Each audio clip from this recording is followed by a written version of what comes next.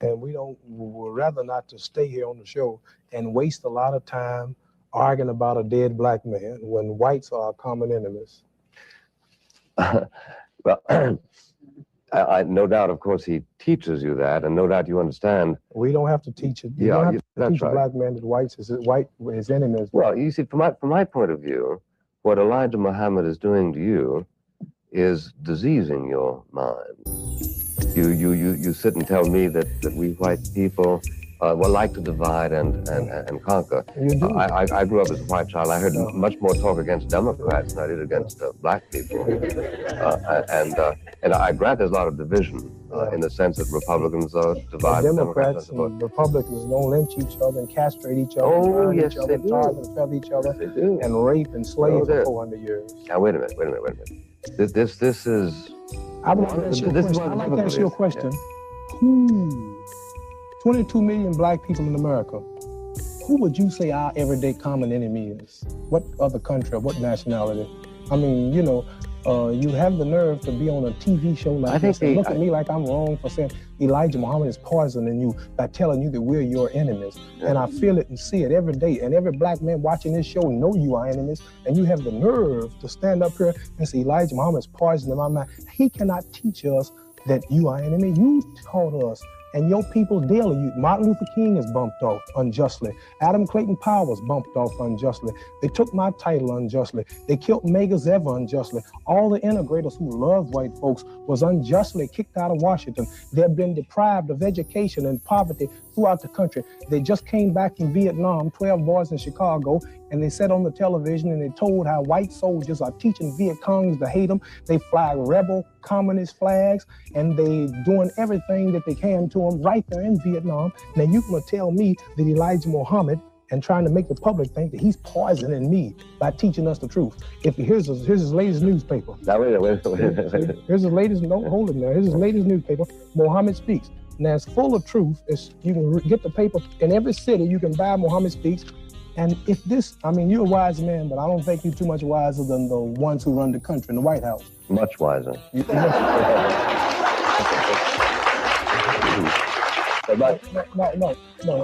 Let me try to make this point. No one challenges nothing he teaches. You're intelligent, I'm intelligent. We all know he's here.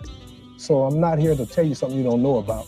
No. I'm simply telling you that you believe something which I happen to know isn't true. Now hold it. See, what is it that I believe? You believe it's not true. You believe that the entire white community is your enemy. I happen to know it's not your enemy. I doubt if there's anybody in this room who is your enemy. I tell you what. But I do believe that just as Hitler persuaded all the Germans to believe that all of the Jews were their enemy, that the people are engaged in spreading this kind of virulence, and that some very, very sincere people get caught up in it. You're an example of it.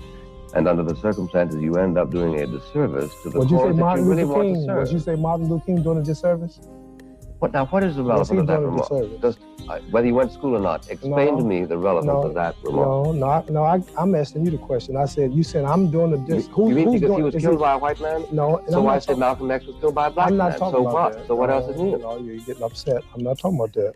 Well, all I asked you was Elijah Muhammad is doing a disservice or whatever it is that he's doing. Yeah.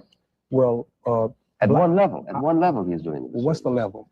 At the level of trying to persuade people that all white people are the same and despise Negro people. All right, now number one. At the level in which he urges you to self-pride, the rest of it he's doing a great service. Let's look at some of the things he's doing. Go ahead, Mr. Ali, excuse me. You say one thing that he's doing that's not so good, trying to persuade black people that all white people are no good and our enemies. Yeah. You have about 180 million whites in America, and Madison Square Garden holds about how many people? You know better than that. About how many? About 20,000. So if you could, which is impossible, fill up Madison Square Garden with white liberals who will die for blacks. Color means nothing.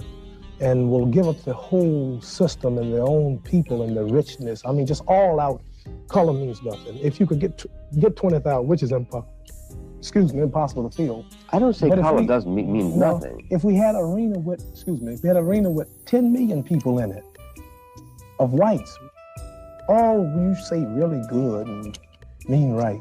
If you had 10 million, you have 170 million to rule them out. So what I'm trying to say, I see a white man die in a riot. He didn't want to die, or in a demonstration for blacks. America's in Vietnam dropping bombs now. Now, wait a minute, let's get back to Madison Square Garden. Because it's one thing to say that white people aren't the enemies of black people, and another thing to say that color doesn't make any difference. It does. So does race, so does religion. For instance, the Italians and the Irish in New York get along pretty well. But this doesn't mean that the fact that somebody is an Italian makes no difference at all, or that he's an Irishman makes no difference at all. The question is, are they enemies? What I was referring to is say that you had some whites that didn't pay attention to color. What I mean, you know, we all equal. That's what I meant to say. It wouldn't help the problem. I mean, there's so few. For every one white that you can find me that you may state as liberal, it means right. I'm sure that you could find 5,000 to every one who would kill him for trying to help. So there's so few until... Why aren't there more dead white liberals?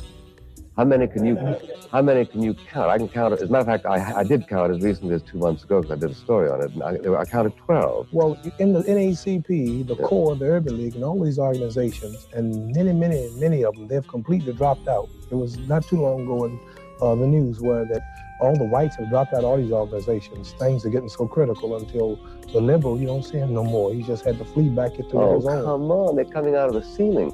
They're all over the place. They're right here. You'll meet them in just a moment. Very articulate liberals. Look, try to understand me. That do you accept as a matter of faith that Elijah Muhammad can't deceive you? Do what? You take it as a matter of faith that he cannot deceive you? I imagine he can deceive anybody if he wants to. Well, now, is it conceivable that he would want to deceive you? For what reason? By suggesting that people feel about you the way, in fact, they don't? Well, for the reason because... Well, he's not deceiving us about white people. Well, some people, of course, insist that he is, including Malcolm X. No, sir, not about white people. Yeah. I know he's right. Everything he says about white people is right. Even when he say you're the devil.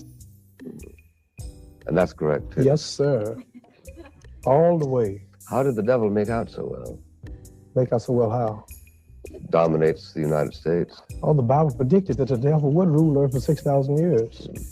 Now it's over. How far into those 6,000 years are we? Exactly, I don't know. If you want to know, about halfway. If you really wanted to know, if you really wanted to know about Islam, and I'm just a student, the Honorable Elijah Muhammad is the man who could really go deep into this, you know. But how do you account for the fact that he has been rejected by, according to his own figures, 97% of the black people of America? Well, how do you account for the fact that none of the prominent, with the exception of you, none of the prominent black leaders of America are subscribers to Elijah Muhammad? Subscribers to what now? What? To his religion, or to his movement. Not even James Baldwin. I would say this to you. Everything that black people are doing today comes from Honorable Elijah Muhammad. They're having school problems. We want black schools. We want black teachers. This is his program. And being natural, they are black now. They don't want to be called Negroes. This comes from Elijah Muhammad. Does that really make any difference? Hold it. At the latest Black Power conference, all of the black leaders got together and said, we want separate states from whites. This is stolen from Elijah Muhammad. They want their own schools. They want their own businesses, supermarkets. They're now talking about... If you say they stole it from him, suppose I say he stole it from the communists. Hold it. They were preaching this in the early 30s, Black Belt. Hold it. What I'm trying to say is that everything that our people are doing today, every leader that you can bring up from Ron Karing of the Black Panthers, Eldridge Cleaver, Malcolm X, Stokely Carmichael, Rap Brown, people such as myself in the struggle, everybody you can name talking black or preaching anything black, they are ex-Muslims. They heard it from, when you say why they don't follow, they'll follow him and don't know it, but they haven't yet accepted him religiously. If you say that there is a correspondence between what he preaches and what other black leaders preach, the answer is yes, that's true. The question is, what is the significance of that correspondence? is a correspondence between what the Democratic Party wants and the Communist Party wants. It doesn't mean that one dominates the other. I understand. Your major question was, how come 97% rejects him? Yeah. And 97% of the people really don't know enough about him to really reject him or hate him. But they are so enticing by the wealth of America. For an example, I have a black friend. I could be a Muslim. I go for what you go for. I believe the white man's the devil, but not the woman. I got a pretty white girl. So he can't join because he's got a white girlfriend. He's not sincere. He's not sincere. You understand? So this is why he hasn't joined. Another fella, I go for the Muslims. I go for everything you preach, but I gotta have my pork chops and ham hocks. I can't quit eating my pork. Yeah. Another fellow, what's wrong with a little reefer? You understand? To be a follower of the Honorable Elijah Muhammad, you have to completely abstain from alcohol, fornication, adultery, killing, stealing, lying. Gets tougher and tougher. Well, yes, same with, even in the days of Jesus, in the days of Moses, and everything that the Honorable Elijah Muhammad preaches in the way of living clean, Christianity preaches, but they just don't. You can be a Christian and commit adultery. You can drink, you can smoke, you can drink wine because Jesus drank it. And you can nightclub and party, but you can't. You can wear mini skirts and be followers of Jesus. Yeah. You understand, but not being a Muslim. So I would say that the people are not rejecting the Honorable Elijah Muhammad because they don't believe what he teaches. But it's too tough. You're right. It's too tough. Well, it's not that it's too tough, but they just haven't looked into it enough to I think that's really a very good check point. It out. Right. I think that's a very good point. I think that there might be other reasons for rejecting him too, because as one more thing I like to say. His religion is a curious mixture of Calvary and the OK Corral. One more thing I like to say. Fear of white people stops a lot. Now, I'm not naming the names, but many of your black people who come on your TV shows every week slip to our meetings, donates to them financially. Muhammad speaks is all in his house under his beds. Yeah. But when he sees you, that's a boss. I haven't run into any of those. Well, they're around. Give me their names and phone numbers. Many of the black leaders slip in his back door. Civil rights leaders, but they don't want the press to know it. And fear keeps a lot of our people from coming to what the Honorable Elijah Muhammad is preaching. Now, say, whatever the government's reasons, most black people are convinced that Muhammad Ali was victimized because he is black, because he is a member of the country's most vulnerable minority. Now, this magazine, which is sympathetic to you, didn't say because you were a Muslim. Well, it said because you were black. I would say that whoever wrote that actually believed that this is the reason. Yeah, but you don't believe it. No. Not just because I'm black.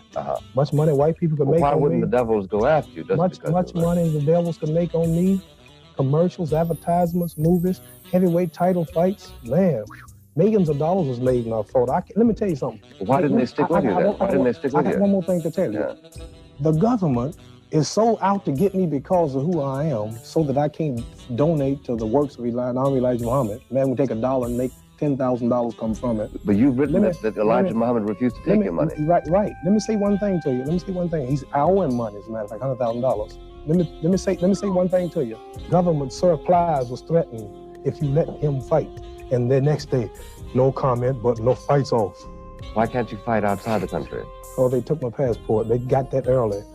Well, I'll tell you why.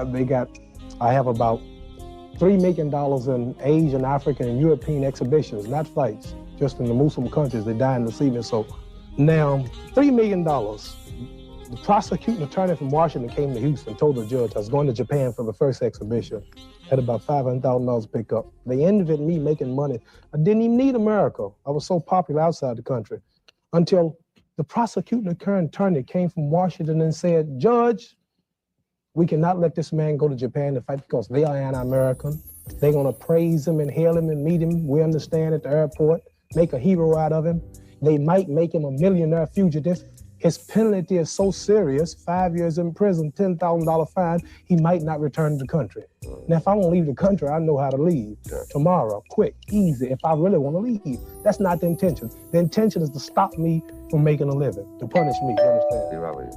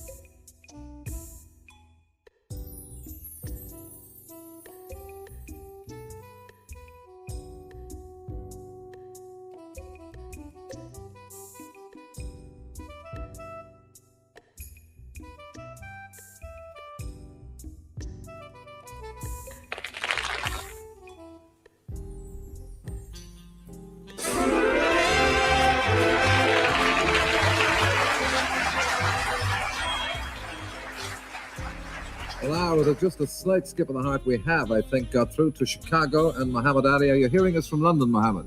Yes, sir. Loud and clear. How are you doing today? Very well, thank you. Welcome to the show. Thank you for allowing me to come to you live by early bird satellite. All right, Muhammad. Now, let me just get a few facts straight with you. Is the position now, as I understand it to be, A, that they have taken your title away from you, that they've taken your passport, and that you've been sentenced to 5 years in jail for refusing the Army draft? Yes, sir. That is right. Now, did you realize when you went into this, Muhammad, that they would go as far as this, that it would be as serious as this for you? Yes, sir. I realized everything before it happened, and it all happened just like I knew it would, just like I know when my opponents are going to fall in the rain. All right. Have you, as I'm sure you're going to say yes, have you faced up to and thought about the fact of what it would mean to a young man like you, 5 years in jail? Well, Eamon, it's all according to a person's beliefs. If he sincerely believes in what he believes to the death, he'll even face death for what he believes. And I am a Muslim. I am a believer in the religion of Islam, which is believed in by 650 million Muslims on earth. I am an ordained minister by my leading teacher, the Honorable Elijah Muhammad here in America, the leader of the Muslims. He has already wrote Washington, told them that I am a minister, and I'm sure that in the end, I will come out on top here in the courts of America, because this government and country is based on law and right. And I'm sure that if I get the justice that is due to me, I will be recognized as a minister. Just like, for an example, if I was a Catholic, if I was a priest of the Catholic faith, and if Pope Paul wrote a letter to Lyndon Johnson recognizing me and ordaining me as a Catholic priest. But Muhammad, let me interrupt you there. You're not a priest. You're No, a professional fighter, right?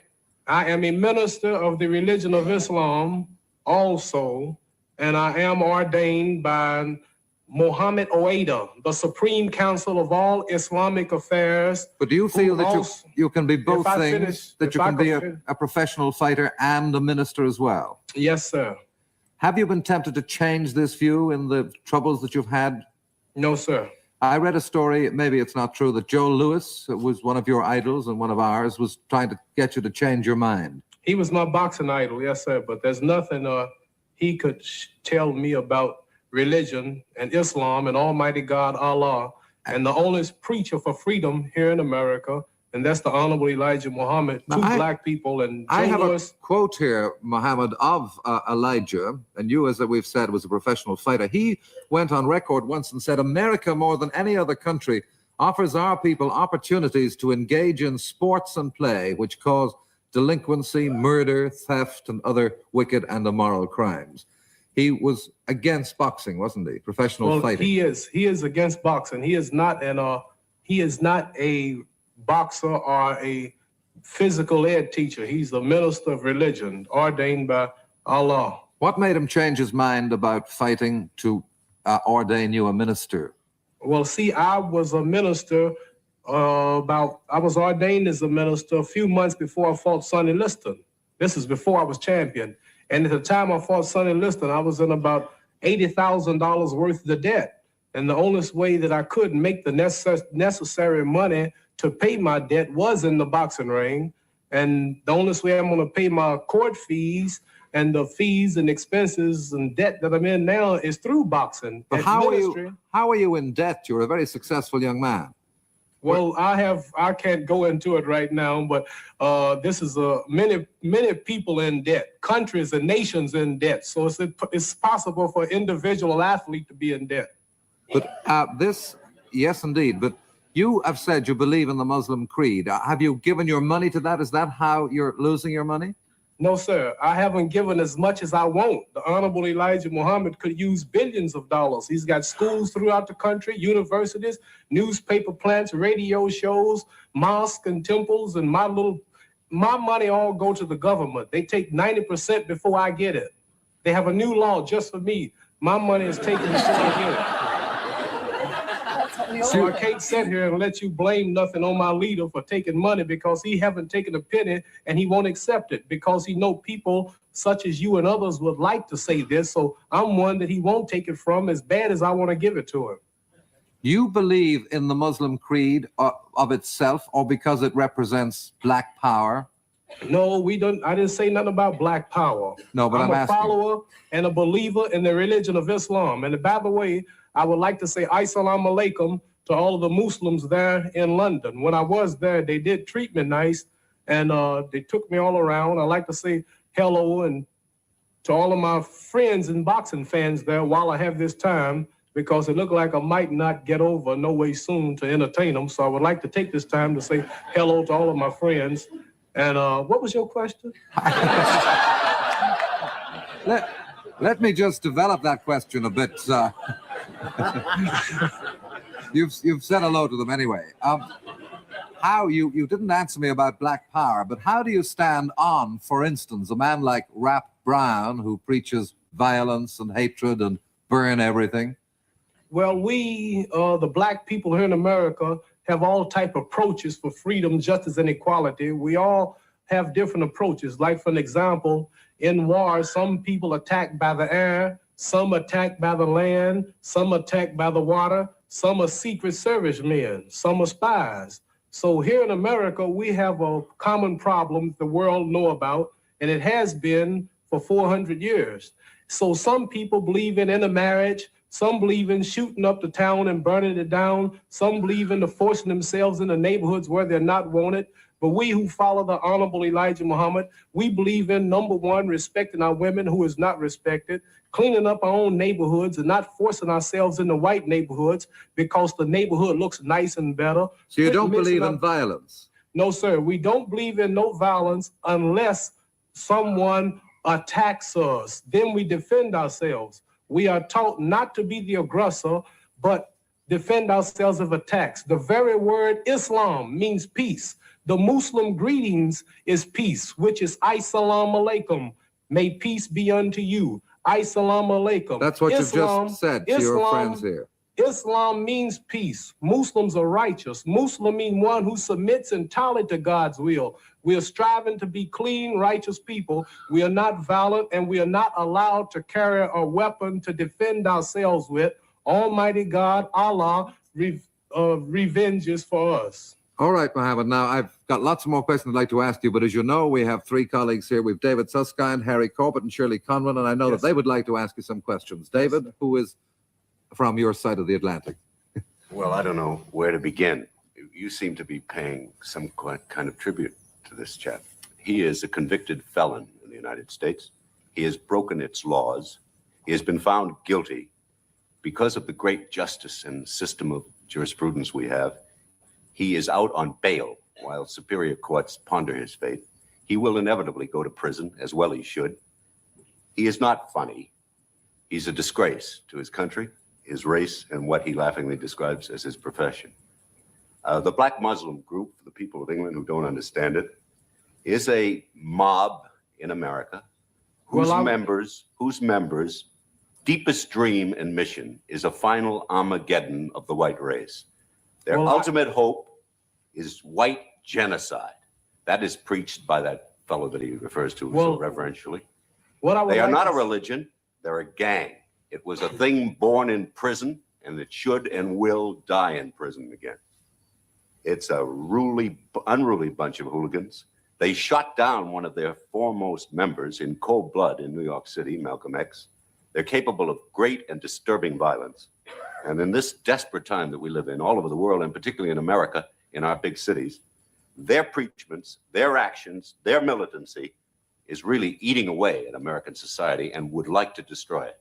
I find nothing amusing or interesting or tolerable about this man.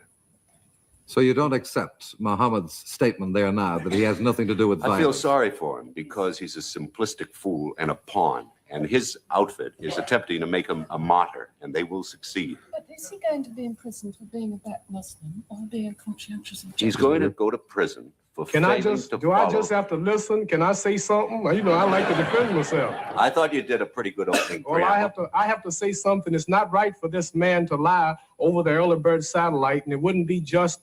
I couldn't be a man if I sat here and let him lie. He called us black. I was just listening. Now I want to explain. He called us black Muslims. We are not black Muslims. I am direct from the Honorable Elijah Muhammad. We are Muslims. Islam religion has no color distinction. All Muslims watching this show now will bear witness that I'm telling the truth. You have Catholics, you have Baptists, you have Methodists, you have white Catholics, black Catholics, white Methodists, black Methodists, and you don't refer to man as a white Catholic or a black Catholic or black Baptist or white Baptist or black Methodist or white Methodist. He's either Methodist or Catholic or Baptist. The Islamic religion has no color distinction. We have white Muslims, brown Muslims, red Muslims, yellow Muslims, and black Muslims. And foolish Muslims. And don't call us black Muslims, and I don't think you should call us foolish Muslims. This shows your unintelligence. I wouldn't call you a foolish Catholic, no matter how much I may disagree with you. I wouldn't call you... Are you a foolish Catholic, David? I'm probably a foolish Jew. I wouldn't call you a foolish Jew. I wouldn't call you a foolish Baptist. And Mr. David Susskind, you are an intelligent man. You're a world-known man. And I think it's unintelligent for you to belittle a man's religion because the world is... Yours isn't a religion. Yours is an active militant group who seek the total destruction of the white race. That's what your leader has preached. There's no integration in your religion. Let me know There's total segregation. Now, this man, let's get it clear, because, you know, he's been such an amusing buffoon in England that he's won your hearts. You take more than one or two of our vipers to your bosom, and I'd like to straighten it out. He objected to being inducted into the armed forces after having a medical and an intelligence test, which I think the first time around he flunked. But then he succeeded in passing it. He then was ordered to be inducted. He refused that. How did I pass the test when they didn't give me another test to pass? I haven't seen a test yet. The grounds on which he objected to service... You keep talking jive, you'll fall in 5. I wish I could get you in a boxing ring. Oh, I think...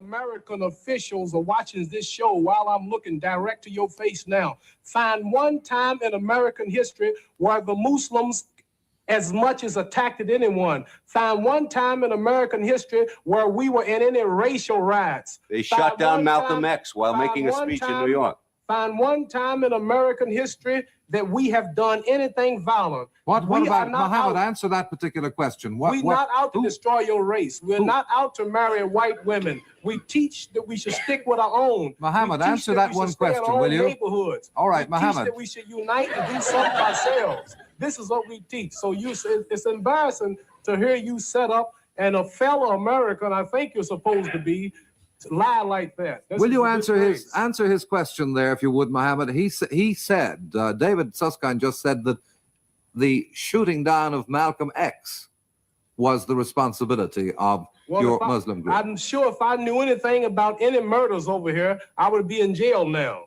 or some courtroom. I know nothing about who shot Malcolm X or who shot nobody great from 3 Muslims shot him.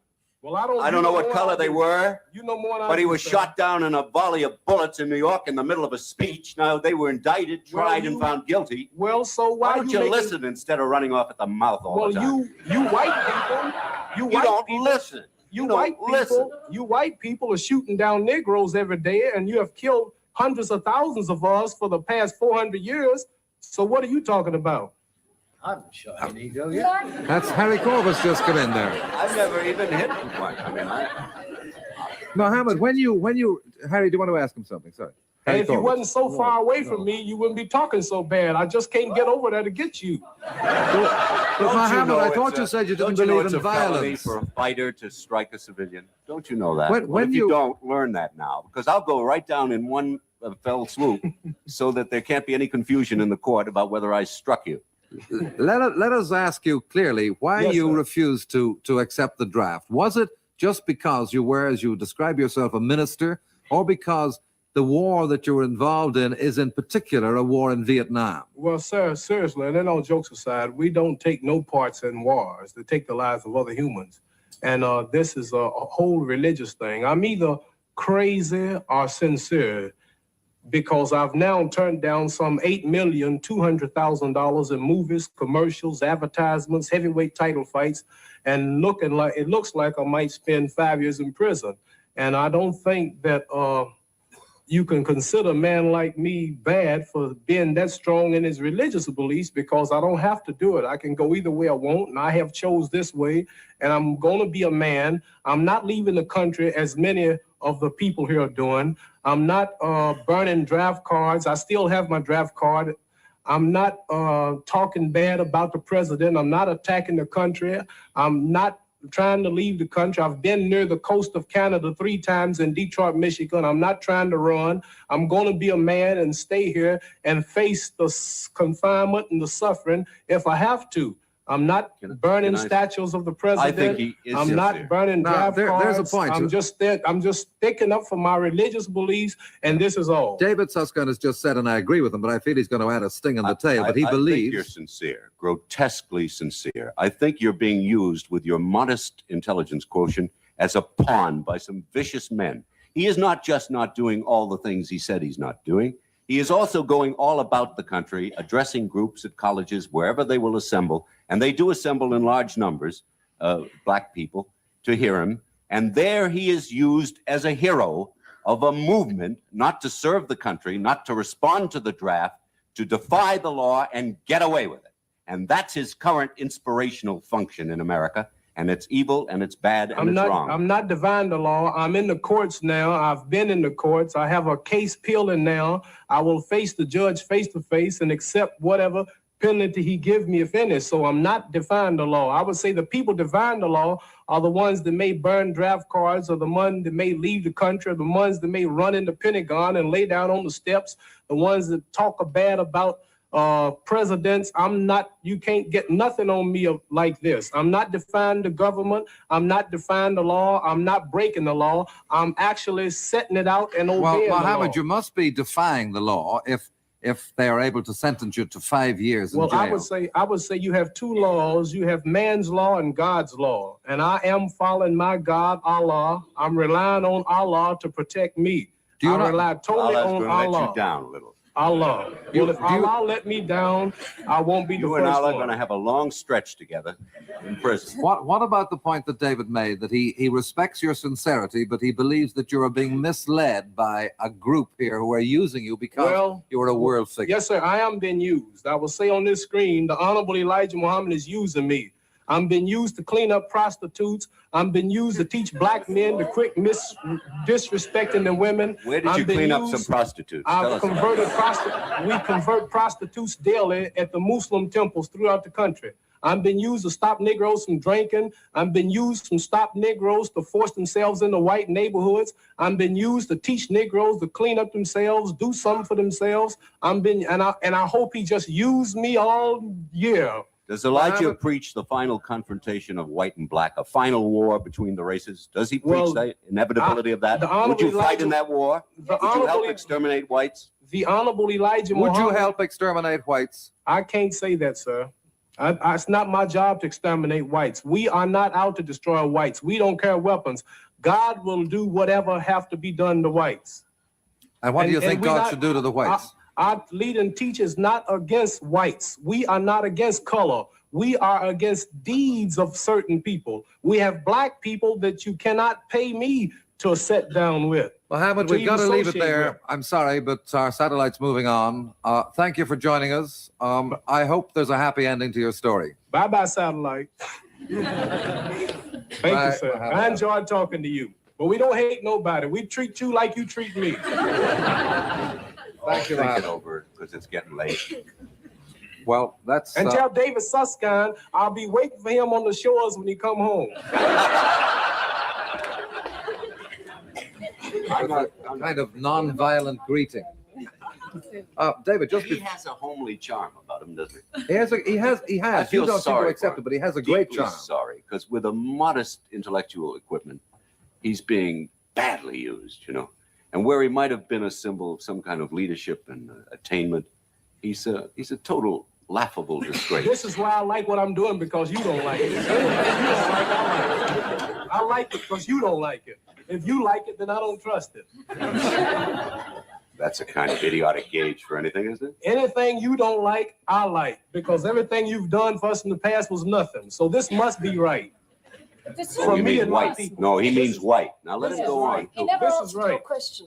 about Whites, they whether hate he whites, would the help Muslims. exterminate They mean genocide. No, That's you're what the one- Elijah preaches, genocide. If you're gonna say we hate white, I can say you hate black and prove it. If you're gonna make it racial, you're the one doing the lynching and the burning and the killing and the shooting us down with tanks, shooting us down with machine guns, lynching and burning us for 400 years for nothing. Sorry, I knew he was gone. I tried to have a tidy ending, To but marry my sister, I wouldn't. oh, that's it. No, it's. I think it's very sad. I like Muhammad Ali. I do feel, and you know more about the Muslim thing than I do, that he has been led into something that is probably very terrifying. Of hooligans, I mean killers, and they intend a total segregation of the races. That's what they want, and they want the final Holocaust. They want genocide, white genocide. That's what that man preaches, not him. He can't preach anything. He has trouble all of us. saying hello. But his leader, all of you, British, Canadian, American, Hawaiians, anything that's not black is evil and rotten and contagious. And they want to exterminate it. And it was born in prison. Malcolm X found it in prison. He'll implement it in prison. And they shoot down their enemies in cold blood. They ferment the riots in our big cities, in Detroit, in Newark, in Milwaukee, in Philadelphia, in Watts. The Muslims rush in and fan the flames. They're an evil pack, semi-literate, like that one. That's where we got to leave it. I'm sorry. Something we'll have to take up another time. It's a very serious and very frightening subject, but that's all for now. It's good night to all our friends here tonight, to the High Windows, to Shirley Conran, Harry H. Corbett, David Susskind, Sorry, I got mad. and although we can't hear me, to Muhammad Ali in Chicago. I'm glad they went. More Sunday night.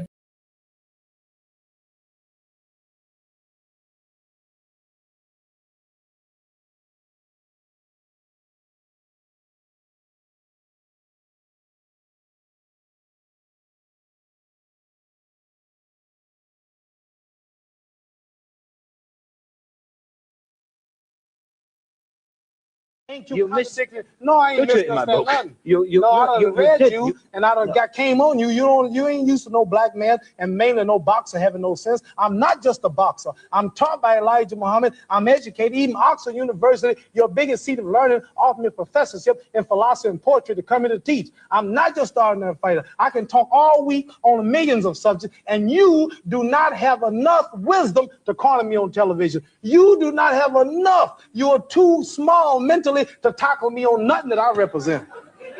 I'm serious. You in this little TV show is nothing to Muhammad Ali. If you got some more questions, I ask them, and I bet you I'll eat you up right here on there. It ain't no way you can tackle me. All of you are tricky. That's how you, John Hawkins, a white Englishman, tricked us out of Africa and America. You get me on your show and ask me all kind of tricky. You ready for me? What you Buzz talking Schoberg about? said, this was a big bomb he's going to drop on me now. Buzz Schoberg says you got white men working in your camp and you're teaching to white men the devil. I'm supposed to be trapped now and look bad. How you going to trap me?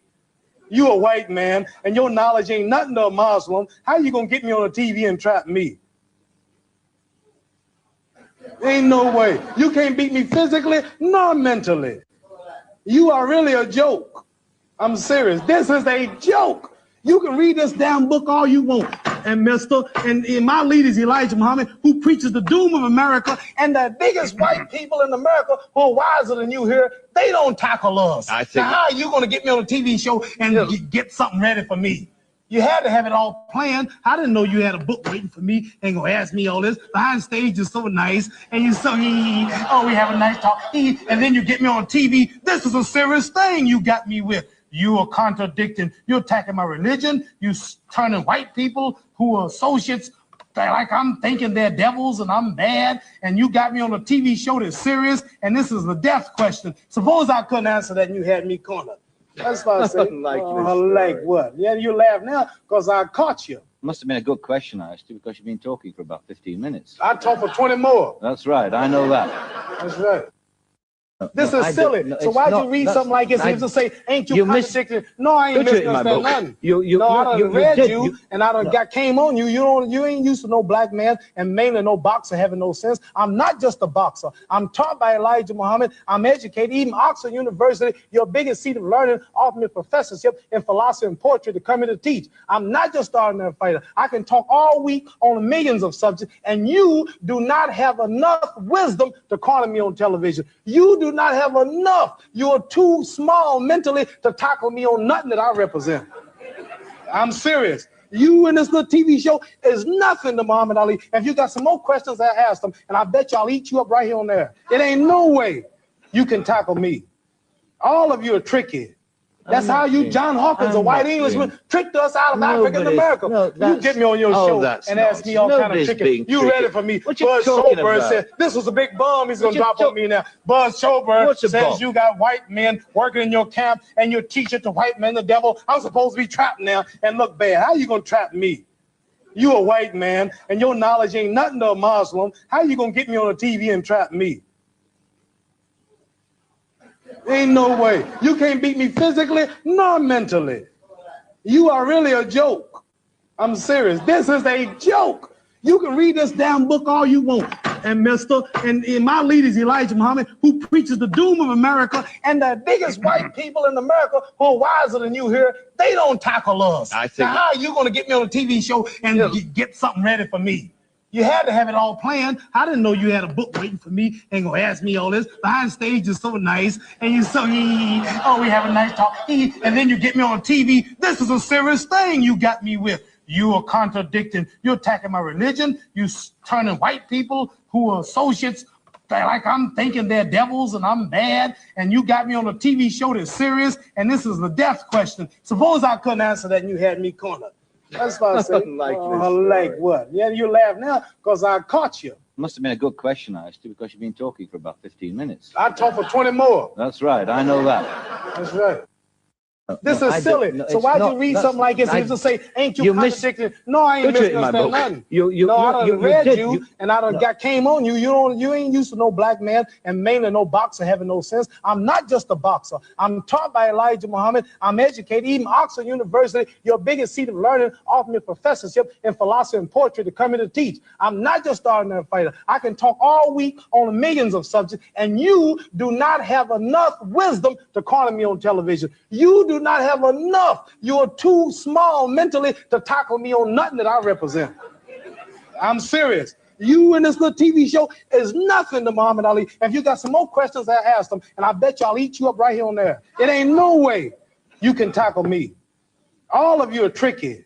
That's how you, John Hawkins, a white Englishman, tricked us out of African America. You get me on your show and ask me all kind of tricky. You ready for me? Buzz Schoberg said, this was a big bomb he's going to drop on me now. Buzz Schoberg says you got white men working in your camp and you're teaching to white men the devil. I'm supposed to be trapped now and look bad. How you going to trap me? You a white man and your knowledge ain't nothing to a Muslim. How you going to get me on the TV and trap me? Ain't no way. You can't beat me physically nor mentally. You are really a joke. I'm serious. This is a joke. You can read this damn book all you want. And my leader is Elijah Muhammad, who preaches the doom of America, and the biggest white people in America who are wiser than you here, they don't tackle us. Now, how are you going to get me on a TV show and get something ready for me? You had to have it all planned. I didn't know you had a book waiting for me and gonna ask me all this. Behind stage is so nice, and you're so, oh, we have a nice talk, and then you get me on TV. This is a serious thing you got me with. You are contradicting. You're attacking my religion. You turning white people who are associates like I'm thinking they're devils and I'm bad, and you got me on a TV show that's serious, and this is the death question. Suppose I couldn't answer that and you had me cornered. That's what I say. Like what? Yeah, you laugh now because I caught you. Must have been a good question I asked you because you've been talking.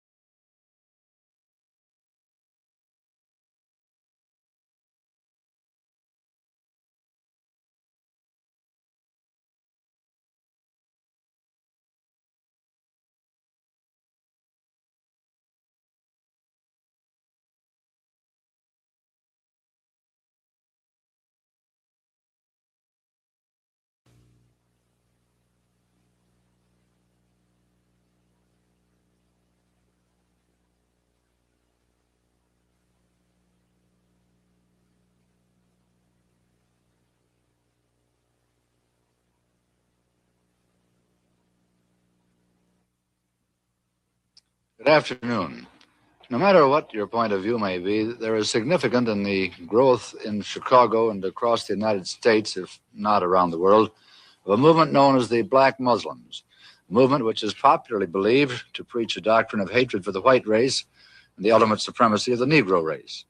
The headquarters of the Muslim movement is here in Chicago in the 5300 block of South Greenwood, and its leader now is known as Elijah Muhammad. He's in residence here. The most active person in the spreading of the Black Muslim movement is Elijah Muhammad's second in command, who calls himself Malcolm X. And Malcolm X is our guest today on City Desk. Across the desk, our panelists this week are NBC newsmen Charles McCune, Floyd Calver, and Len O'Connor. And Mr. X, may I begin by asking you, if you will please, outline for us the platform and policies of the Muslim organization. Well, the platform that the Honorable Elijah Muhammad, our religious leader, stands upon is the platform of complete freedom, justice, and equality for the 20 million black people, or so-called Negroes here in America. And he teaches us that because of the seriousness of the condition that our people now find themselves in, that it's absolutely impossible to solve our problems with means other than religion. And he teaches us that the religion of Islam is the only religion that will instill within our people the incentive to stand on our own feet. And instead of trying to force ourselves upon whites or force ourselves into the white society or blame the white man for our predicament and constantly beg him for what he has, he says that the only way that we can solve our problem is to unite together among ourselves, among our own kind, clean ourselves up, rid ourselves of the evils that we've become addicted to here in this society, and try and solve our problem ourselves. Then I referred to the popular belief that the Muslims preach a hatred for the white race. You do not subscribe to this, then? No, I've never heard the Honorable Elijah Muhammad teach or preach hatred for anyone. He preaches hatred against evil, against drunkenness, against dope addiction, against poverty, and against having to beg for the things that a man is supposed to have.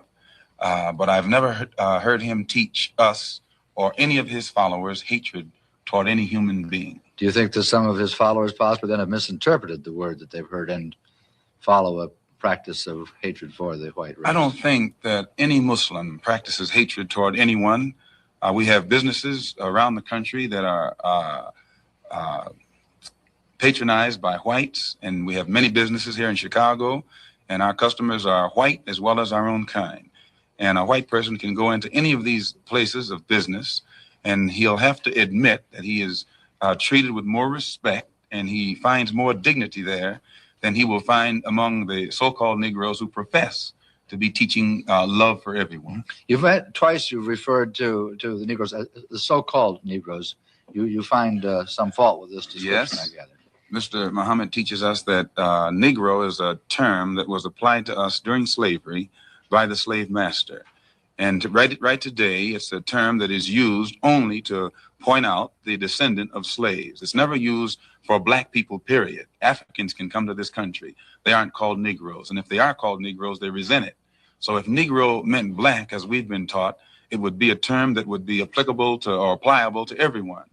But he says that it is something that means a slave, or something who is, it means something that has been left out of society, politically, economically, educationally, and otherwise. You don't think of it as an anthropological term? Definitely. It's not an anthropological term. It's a slave term. And it was a term that was invented in America and was used by the slave makers, slave traders, and slave masters, and attached to the property or the chattel or merchandise that our people represented in that particular day.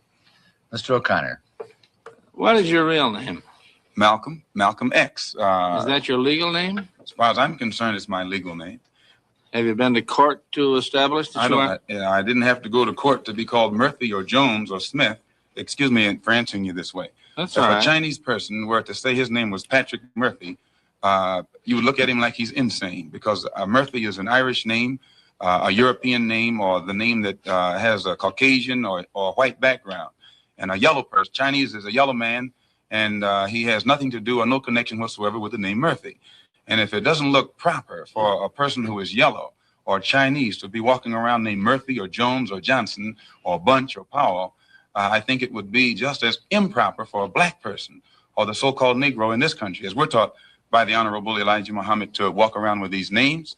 And therefore, he teaches us that during slavery, the same slave master who owned us put his last name on us to denote that we were his property. So that when you see a Negro today who's named Johnson, if you go back in his history, you'll find that he was once his grandfather or one of his forefathers was owned by a white man who was named Johnson. If his name is Bunch, his grandfather was owned by a white man that was named Bunch. Would you mind telling me what your father's last name was? My father didn't know his last name. My father got his last name from his grandfather, and his grandfather got it from his grandfather, who got it from the slave master. The real names of our people were destroyed during slavery. Was there any line, any point in the genealogy of your family when you did have to use the last name? And if so, what was it? The last name of my forefathers was taken from them when they were brought to America and made slaves. And then the name of the slave master was given, which we refuse. We reject that name today. You mean you won't even tell me what your father's supposed last name was or gifted last name was? I never acknowledge it whatsoever. Let me ask you about the status of Elijah Muhammad. First of all, is he ill? I spoke to him today. He is in better health than he has been. He's suffering from asthmatic bronchitis. Is that why he didn't attend your rally on last Tuesday? The only reason that he didn't attend was his ill condition, and the weather here, especially on that particular day, was of such nature that it would have been almost insane for him to come. Well, now, did you hold that meeting last Tuesday because it coincided with the general election, the primary election? I think if you study the history of Mr. Muhammad's work and religious work in this country, we've had our convention on February the 26th every year for, I think, the past 33 years.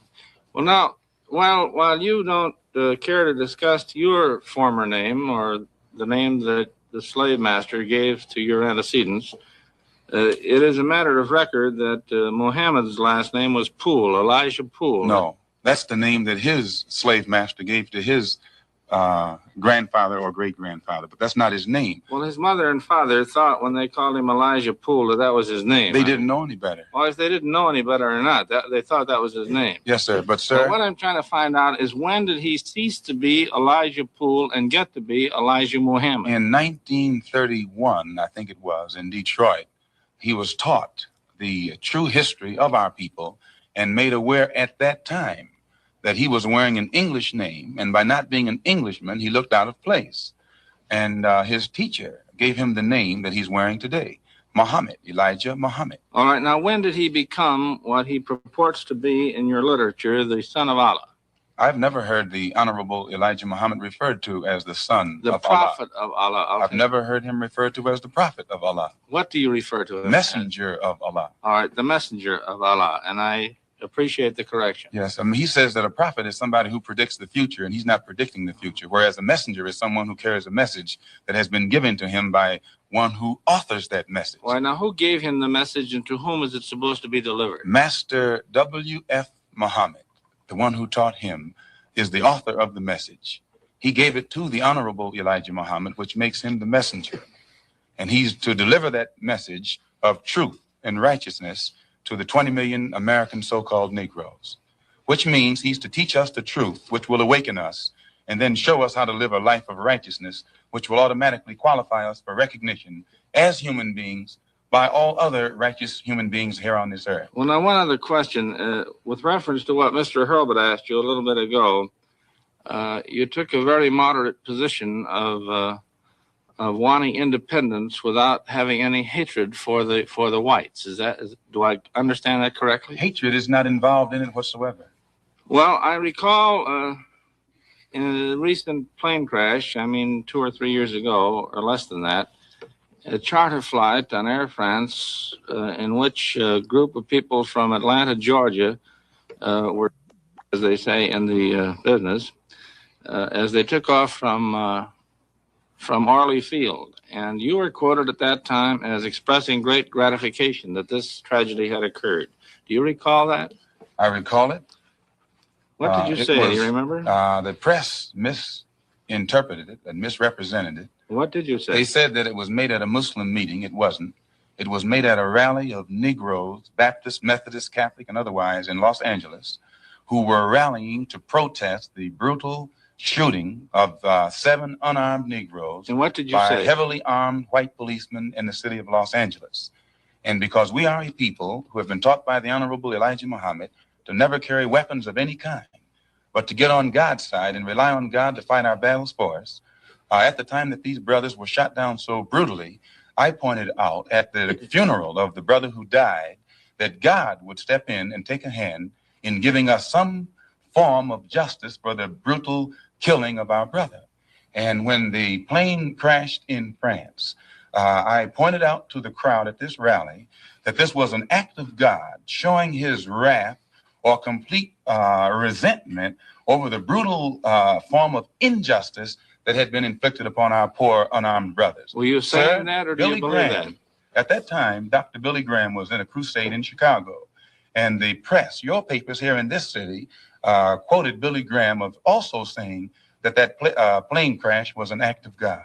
And if you take time to check the newspapers, I think that you'll find that this is correct. But no one thought that Billy Graham was so wrong when he attributed the crash of this plane to his God. But when we say that it come from our God, then we're looked upon as being, outrageous. I know, but you took the position that this was a matter of satisfaction to you for an injustice done against you, and I think that that's a trifle severe. We did not think that it was a coincidence that 120 of the whites on this plane came from the state of Georgia, a state that has the worst record in the history of America for the mistreatment of black people in this country. Worse than Mississippi? They maybe are a little less, Mississippi is a little less hypocritical today than Georgia, but both of them are still practicing the same thing. Now the whites in Georgia bite Negroes with a smile, whereas they used to bite them with a growl, but they're still being bitten, and we don't think that it is any worse to be bitten with a smile than it is to be bitten with a growl. Mr. Calvert. While we're on the subject of Mississippi, what is your organization's position of what happened in Mississippi in the past 6 months? Such as what? Such as the James Meredith incident and the enrollment of him in the university. Well, the Honorable Elijah Muhammad wants justice for every one of the 20 million so-called Negroes, and to just take one Negro and stick him in college with the aid of 15,000 troops and at a cost of $6,000 is a disgrace. It's a waste of taxpayers' money. It's a farce. It's hypocrisy. Because if it's right for one Negro to be forced into that university, then every Negro in the state of Mississippi who is qualified has the same right to go to that university. And if the government is not ready and willing to enforce the right of every Negro in the state of Mississippi, then in my opinion, sir, it's only hypocrisy to pretend that they are for justice by pushing one Negro in and blowing it up all over the world to make it look like they're solving the problem when millions of black people in that state are still going to segregated schools and getting an inferior education.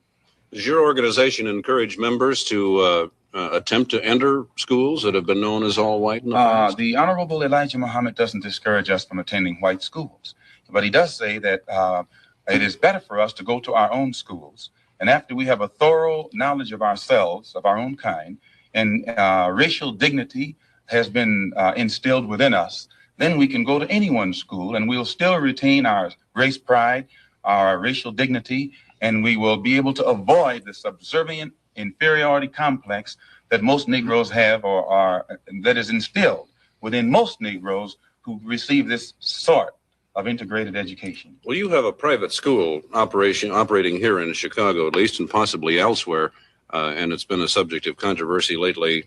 What is the acceptance of people who come out of your private schools into schools of higher learning? Yes, we have many students who have graduated from the University of Islam on 54th and Greenwood that are now attending other schools. In fact, just as an example, one of Mr. Muhammad's sons never attended any school in his life but the University of Islam.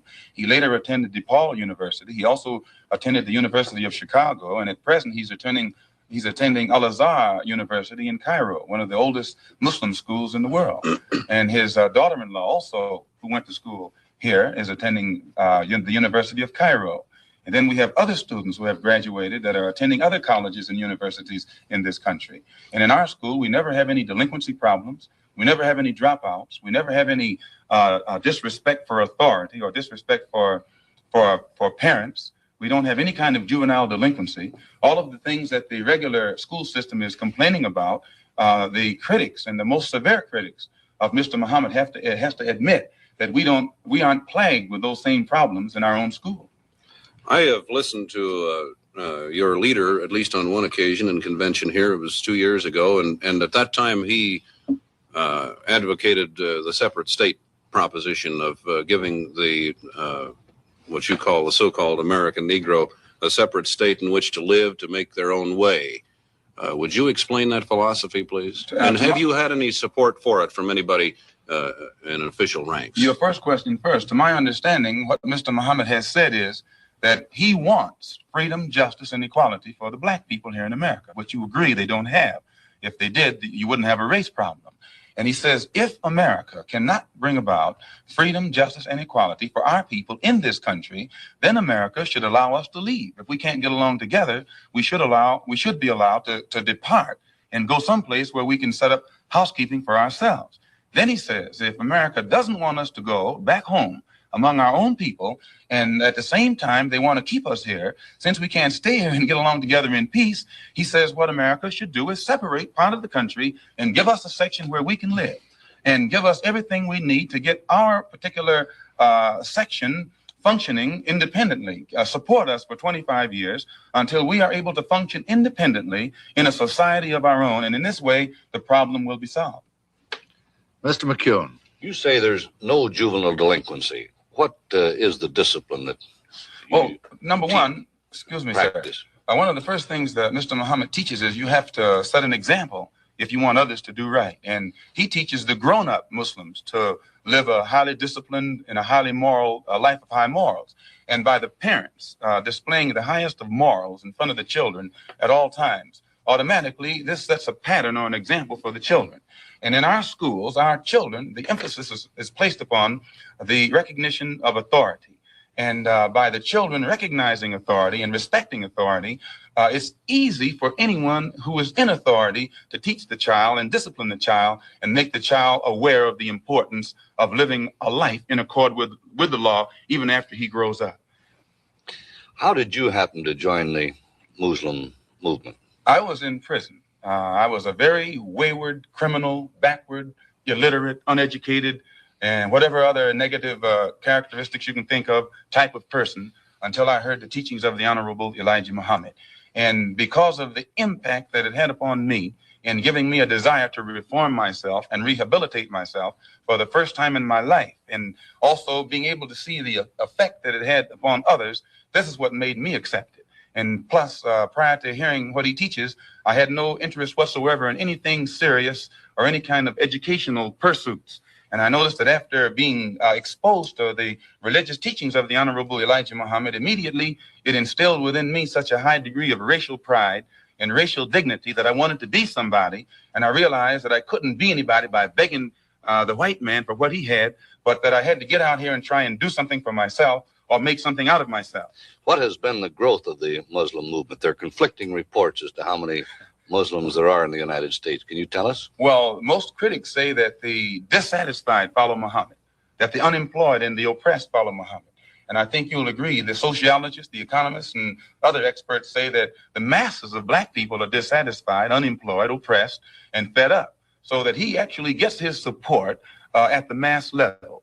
But now you have other Negroes at the class level who pretend not to go for him, because usually their job has been given to them by the white man.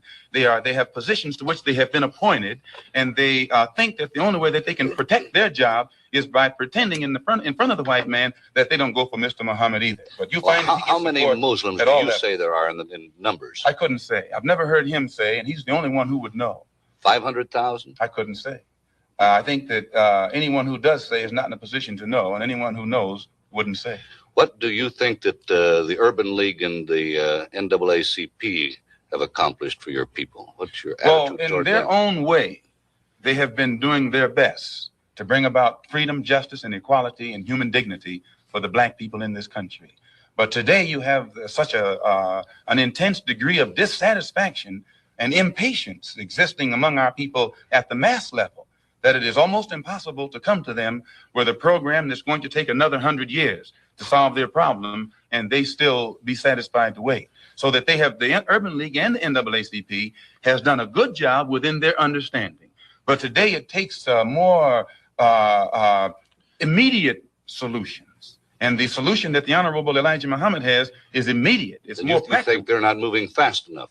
Well, they're moving as fast as they can. But that's not fast enough for the masses of black people.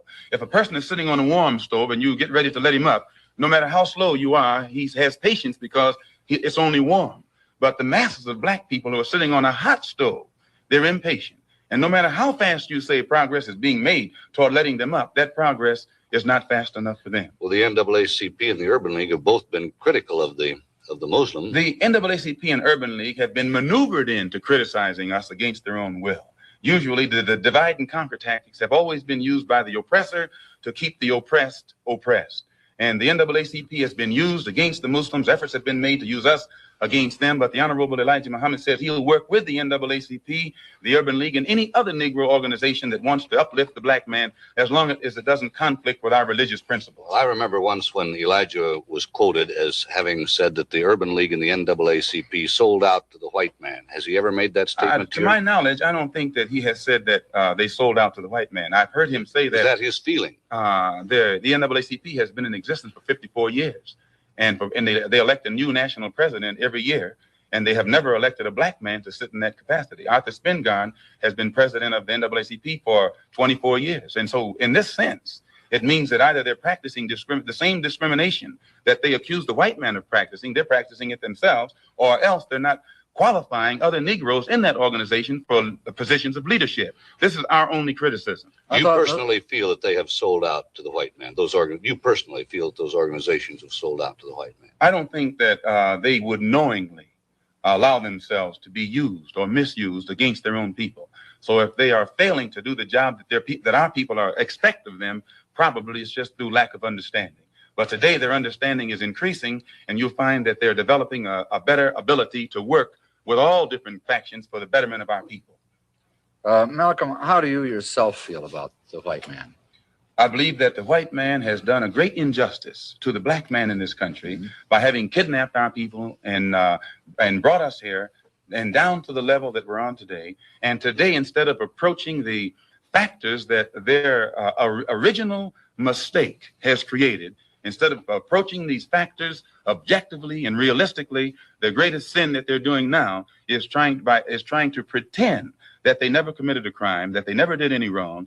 And when the Honorable Elijah Muhammad points out the injustices that our people are suffering, they make that sin worse by accusing him of teaching hate, or by accusing him of black supremacy, or by accusing him of advocating violence, simply because he is pointing out the real factors in the problem. We have a little time left. You don't have to hurry so much, Malcolm.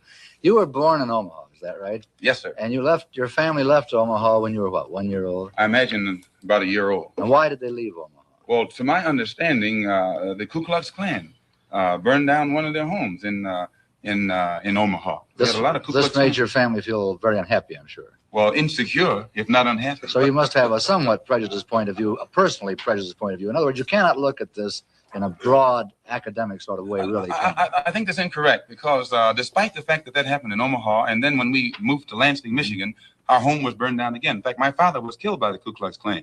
And despite all of that, no one was more thoroughly integrated with whites than I. No one has lived more so in the society of whites than I. And it was only until I became a Muslim that I ceased living in the society You of say whites. you were thoroughly integrated with the whites, Malcolm. Yes. Do you have white people in your family background? Definitely. Most Negroes in this country have whites in their family background. How Because are you going to differentiate between the white blood that's in you and the Negro blood that's in you? And you don't mind my using the term Negro because you use this yourself. I use it interchangeably. I know you do. Why do you do that? Well, I use it if it fits the purpose to use it, but I use it against my will. But I use it against you used it voluntarily in describing the incident in Los Angeles. Still, I use it against my will. I guess the teachings weren't thoroughly inculcated. No, but when I say to you that the cops in Los Angeles shot down 7 unarmed Negroes, every Negro in the audience knows what I'm talking about. But when I say that they shot 7 Muslims, then a lot of the Negroes don't realize. I suppose you said 7 colored people because you say you used the term colored people. You said. I don't think I used the word colored on this program. Yes, you did. You did when we started. Not colored. I think so. Black people, I'm sorry. You did Black. say black. Well, we can use black, and that fits everybody. Okay. But, sir, the black... Now, let me get back to another point that you made. You said that you go back home. Now, what do you mean by back home? I've only heard the Honorable Elijah Muhammad say, back among our own people. From You whence said back home. You don't mind my saying. Right, back home. But by that, he means... Do you mean back into the roots of Islam, or do you mean back to Africa? Back home. And Africa. by back home, he means back into our original civilization. And if you study history, the Islamic culture existed in West Africa, But your Central family Africa. didn't come from an Islamic background originally, did it? I mean, you came from the proud tribes of Africa, which is I think certainly you'll have a find, pride- sir, that one of background. the Islamic culture I agree, there is. existed a lot of- widely in Africa, Central Africa, I agree, West Africa. I agree. I've met many people in there. Mr. O'Connor. With regard to that tragedy out there in Los Angeles, I myself refer to it when it happened as the tragic police action, so I am not totally biased. Thank you, sir. Coming from Muhammad Speaks, which is the publication of your cult or your religion, Elijah Muhammad referred to the policemen out there, the white policemen, as devils. He said, there is no justice here for us black people. There is no future for us nor our children in civilized America. Doesn't that imply that you're going to get out, or that's his wish that you get out?